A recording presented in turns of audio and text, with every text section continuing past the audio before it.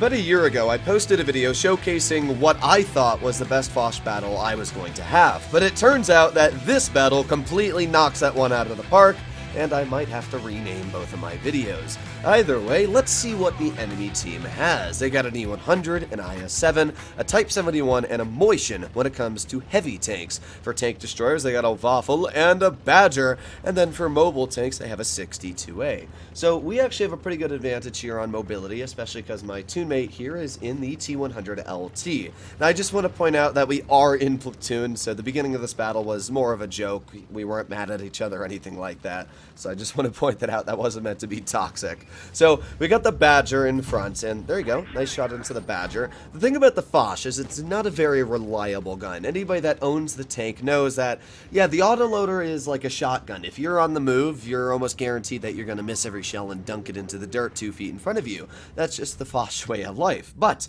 I will say, if you actually let it aim in, it's not too bad at all. And with that, we've already been able to deal 1,034 damage in a pretty quick succession of time. Now, I spot the IS-7 crossing, and oh man, right into his engine deck. That was a very lucky shell. Obviously, it was a pretty nice snapshot, but yeah, that was just lucky. There's not much else to say. The Foch doesn't hit shells like that almost ever. So we got the 100 off to the side and the 62A. And at this moment in time, I'm thinking, okay, well, TTV, which is my toonmate, can very easily finish off the 62A, and I'll start shooting this E100, because with my teammates just being absolutely bogged down, 3 of them on a singular E100, if our team doesn't clear this guy quick enough, the heavies behind us, oh yeah, that's a lot of red, and they're going to very quickly start to come up behind us. So I'm going to try and clear this E100 as fast as I can. Nice high roll there of 648 into his tank, and come on, get that second shell out, kaboom! Thank you very much for your hit points. With that, we've just been able to break the 4,000 damage barrier. But if you'll notice, the enemy team is only down 2 vehicles. I mean, wow, yeah, we still have the opportunity to get a lot more damage out in this game, especially with how healthy the enemy team is. So, there's 1 shell into the waffle. Nice, okay, he hits with an HE, which honestly, that is a nice HE from him. 350 alpha, or not 350 alpha, but 350 damage from an HE. Man, that's gotta hurt. But thankfully, even though my first shell low rolled on his vehicle, we were able to get a fire on the second shell, finishing him off in the process. Type 71 misses his shot. We're gonna aim, and fire. As you can see, that Type 71's armor is ridiculously strong and troll, so instead of risking it, I made sure to make sure it would pen. Okay, so we get a nice bounce from the IS-7 because the guy doesn't aim for my lower plate, and now we're over 6,000 damage dealt. I mean, it's just insane how much we've been able to get out. I'm making sure that this IS-7 does not have the opportunity to get to my side, and there you have it, another nice shell into his vehicle as well. 6,800 damage dealt now. Okay, let's reload again. Boom, 7,400 damage dealt now. At this point, I've got the Motion off to my side and the Badger off to my side. Okay, well, 4 more seconds left. We're going to have 1 more shell in the tank. Okay, and fire. Nice. Okay, we're up to 8,004 damage dealt. I mean, that is truly insane.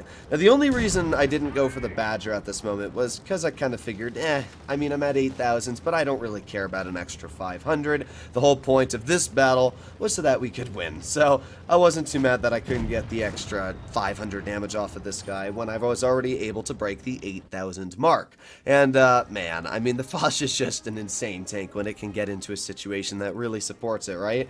So that was 8,162 damage dealt in a 3-minute battle, obviously pulling out a mastery. I mean, this is just what the Foch can do. It can be sometimes one of the deadliest and most insane tanks in tier 10. And because of that, now my Foch has made it to my #1 damage in battle, as you can see here, Rockfield. So, yeah, the Foch is just a truly ridiculous vehicle. Now, that's not the only replay I'm going to showcase today of the Foch. I thought, well, I showcased one replay, but why not show you guys a double helping of Foch gameplay so you can see how the tank really is going to play.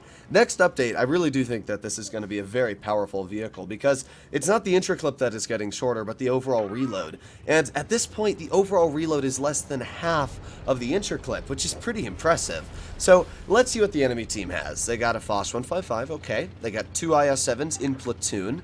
They got a K91, a Maus, a Waffenträger, and as well a Jagdpanzer E100. Now, if you'll notice, the enemy team has no mobility.